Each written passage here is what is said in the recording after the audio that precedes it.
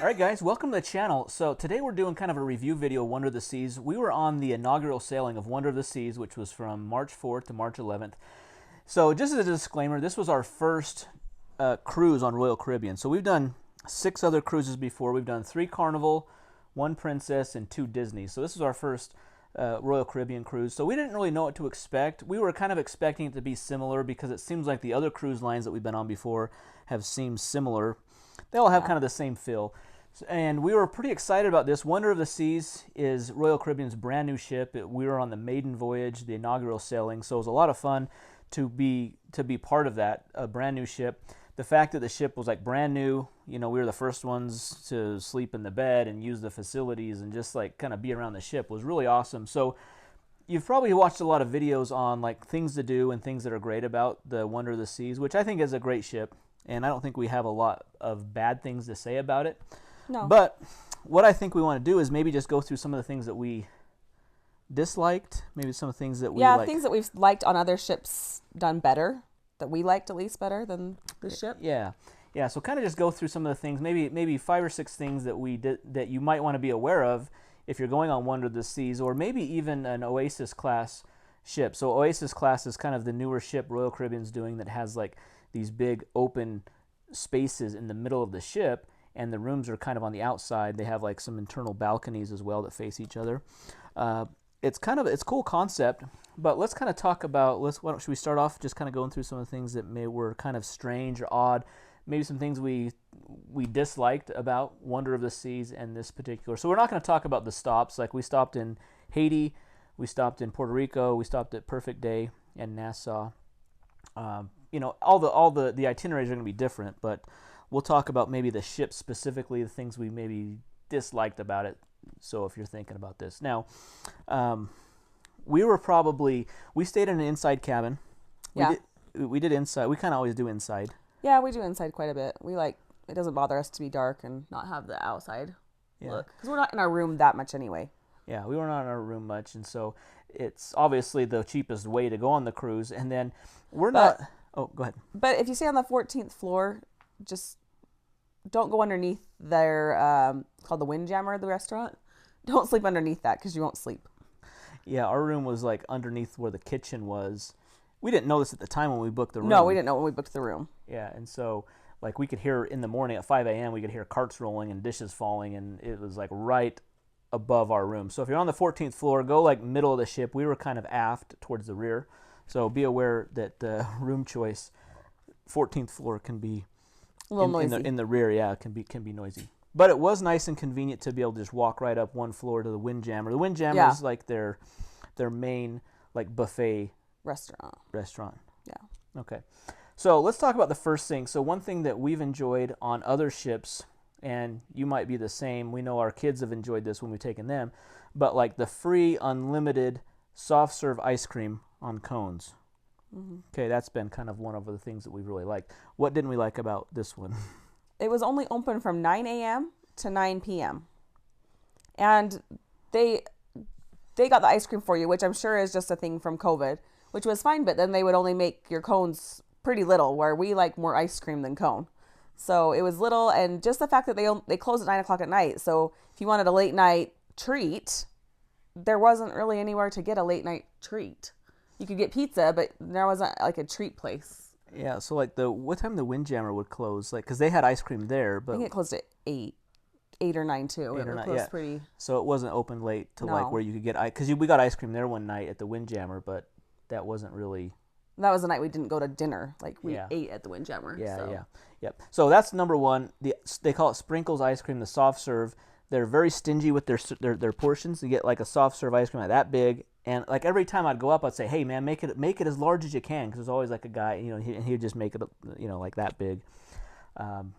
And you know, so but I understand that they're serving it for you because they don't want you touching the cones and the machines, and that's how the buffet was too. Like at the Windjammer, they would serve you, which I kind of like that because I always thought that like that's really where a lot of the germs are spread, is at.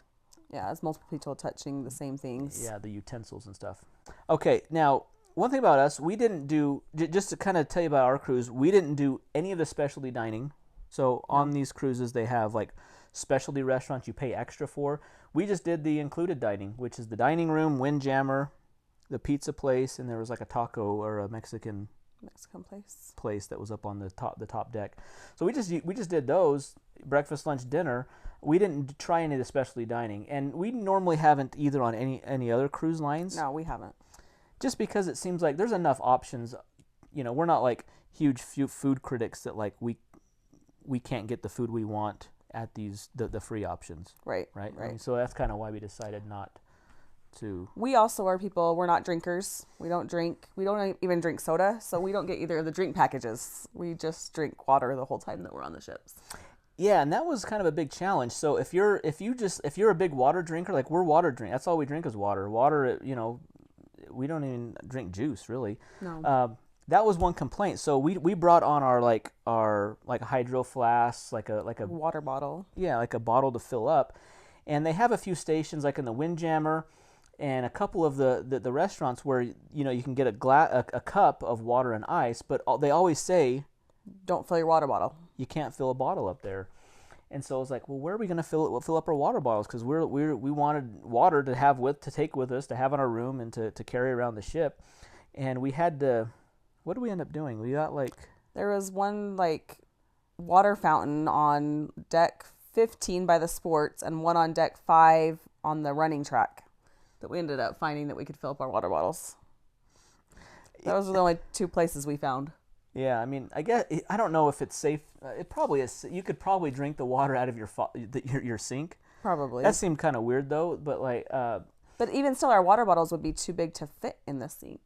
Yeah. Yeah, we wouldn't be able to fill it up from the faucet. Mm-hmm. Yeah, or the shower. I mean, fill it up in the shower. The shower's water doesn't get very cold. Yeah, so it just seems like there's not a lot of options for water drinks. Now, one thing we did before we went on the cruise, we ordered a 24-pack of water, and on the website there's cans available. Like you can only get it in cans, which seemed kind of strange, but we've always liked that in the past on other cruises where we just have water in the fridge. Now there is a fridge in the stateroom, which was nice.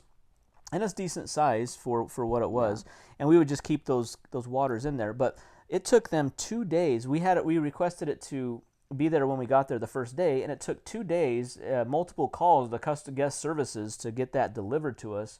And ultimately, though, they did waive the charge. I asked them for a discount for the inconvenience because it took them 2 days to get it to us. And instead of cans, they actually got us big. How big liter bottles? They were liters. Mm-hmm.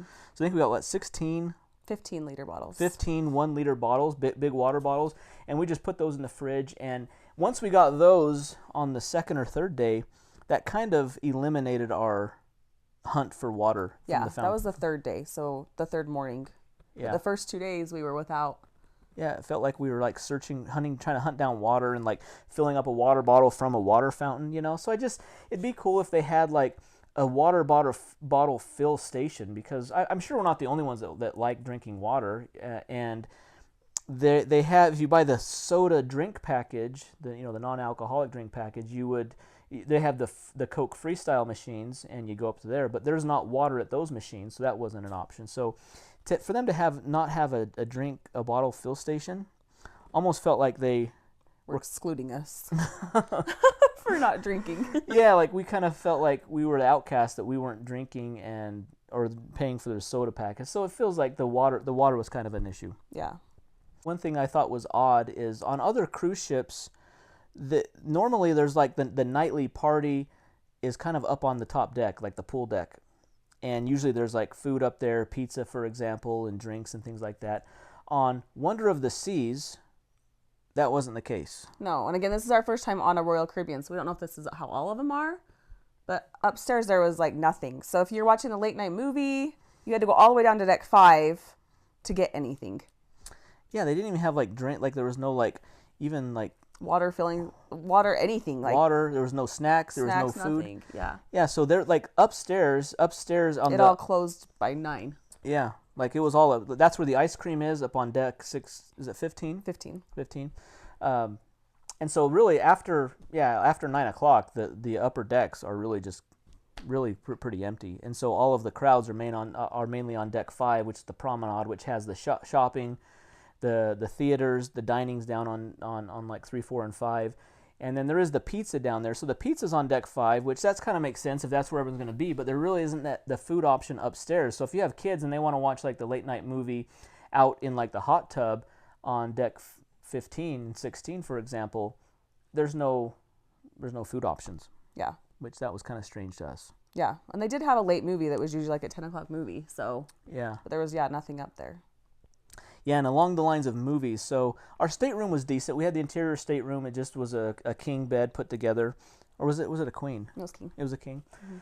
And it had a decent sized TV. I was surprised with how big the TV was, because we've been in other ships small staterooms, interior state, and they've had like small TVs. Tiny TVs. So at least they had a decent sized TV in there. But the choice of like just, if we're just winding down at late at night and we just want to watch a show or something, like there really wasn't much choice for TV shows or movies on the TV. No, and I mean there's not a lot on other cruise lines either, but it seems like they've had a few more movie channel choices. Disney was probably the best. Yeah. They usually had their Disney movies playing on different shows, but even Carnival usually had like 2 to 3 movie channels that we could usually find something to watch at night. Yeah.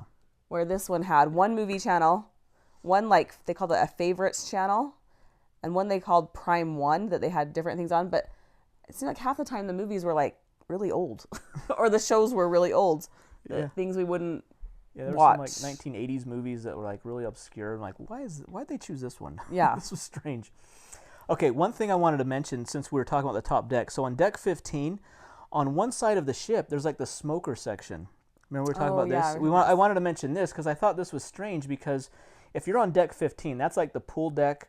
That's where the ice cream is. That's where like a lot of during the daytime. That seems like you're up all on the action. Yeah, all the action's upstairs. On one side, I don't remember if it was the port or starboard side. It would have been, I don't remember. But on one of the sides is the smoking section, which it is outside, but it is like still enclosed sort of. So like we're not smokers, but it seemed like it was really bothersome to walk through that area, the smoking section. And it was the way you had to walk on that side of the ship to get up to deck 16. Yeah. So it just seemed like the smoking section was kind of like intrusive. Yeah. Like it wasn't in a good spot, because it would still get like, and smoke really bothers me. I know it does you as well. Yeah. It just seemed like that wasn't like a very convenient place to have the smoking section, and it was always full. Yeah. It seemed like, and so we would always have to go kind of out of our way to really bypass the smoking section. Yeah, where it seems like if they would have put it on deck 16, it would have been more out of the way. You wouldn't have walked through it as much, because 16 wasn't as much of a walking through area. Yeah. Where 15 right there where it was, people were constantly walking through. Yeah. So. Yeah, and to that point, we're not gamblers either, so we didn't spend any time in the casino. But that's kind of the same thing. It's kind of a smoking area, and we kind of avoided that as well. So we're kind of boring. But yeah, we are kind of boring. But we had a good time. Okay, just a couple other things we want to mention. So we chose the late dining, and that was we live on like Midwest, or like I guess West Coast they call it. We're Mountain Time zone, so we choose late dining because that's more in line with how our eating is at home. Yeah, and that was all that was available when we booked the cruise. Yeah, or we did it early wasn't available, and early was like, was it 5:30? 5:30 was early. 5:30 is early. Late was 8. It just seemed like that. Like there's just like there needed to be like a. Well, that's how most of them are. I know, but that was just odd. Yeah. It's just. But there is a flex option that we learned about. Yeah, that you could go anytime. Yeah, the flex option probably would have been better, because then you can go. You just kind of go when you want to go to dinner, and you just you wait it. But you do have to get on the app that morning to book it every day.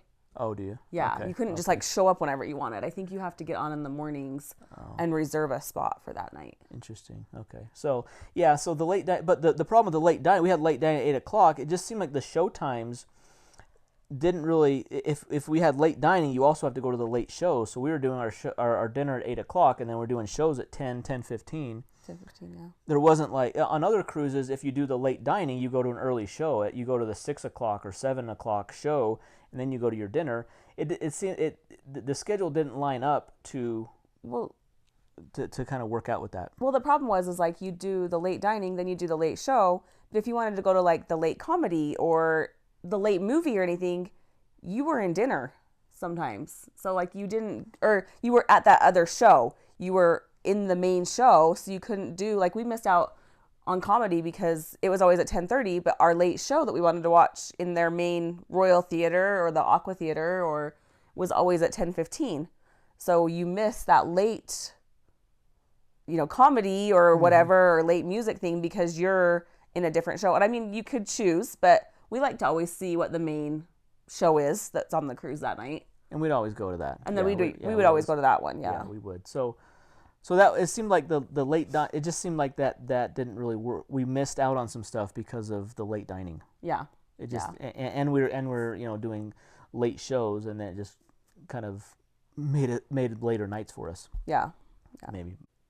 Okay, one thing that was interesting, we didn't learn about the vending machines until, was it day 3 or 4 or something? I think it was day 4. Okay, on deck 16, here's a clip of this, but on deck 16, there's these vending machines, and they're kind of obscure, they're kind of in a hidden area, and they have like a lot of like interesting items, like a lot of like toiletry items. They had like headphones, like different card games, like different things. Yeah, so these vending machines had a lot of cool stuff in them. Actually, the vending machines had more stuff than the on deck 5, the promenade deck. With there's a store there called the Port. I think it's the Authority. Port Authority or something like that. Port something. But that's where you'd buy, like, if, like, for example, I forgot a razor and I needed to buy a razor, so we went down to the Port store, and they had like 2 options, and I bought one there. And then we also forgot sunscreen that we needed to buy, and they had like one option. And then when we found out about these vending machines on deck 16, it's in the sport zone. Yeah. Sport zone, deck 16. You go in through these sliding doors, and they had a lot more options. They had like probably 10 options of sunscreens and a lot better prices. Better prices. So if you need to buy anything like that, toiletry items, sunscreen, just miscellaneous stuff like that, go to the vending machines on deck 16 because they're going to be better selection, open all the time. The shops down below, they're not open. They're not open at port days when you're at the dock. Yeah, and they close at 11 o'clock at night. Yeah, they close at 11. So that was something that was interesting. The stores didn't have a lot of, they have like a ton of alcohol and tobacco products. Mm-hmm. Very few like toiletry type items. Yeah, just snack stuff or anything like that. There wasn't a lot of that. Okay, the last thing I think we'll talk about is, let's just talk about the food overall, because we've been on Disney before. Princess was a while ago, and yeah, it was 16 years ago. And that was like our first cruise ever, so we didn't really know like what. You can't compare their food with it because we just don't remember it. But we've done Carnival the last 3 cruises, the most recent ones, and I seem to have liked Carnival's food better than Disney. Yeah, I liked both, but you don't like the weird. Yeah. On Disney, especially, he would choose the weird things on the menu. Yeah, the weird items at the dining. He'd try, like, I'll try that weird thing because I wouldn't normally get it, and then he would hate it. So that was part of the problem why he didn't like Disney's food. Yeah, and they just had a lot of more exotic stuff, like escargot and snails and just calamari, just weird stuff that I normally wouldn't eat at home, but I'm trying on the cruise ship. But so that is a fun part of the cruise is the food and the food selections. So we didn't try any of the specialty dining. We didn't do any of the paid dining.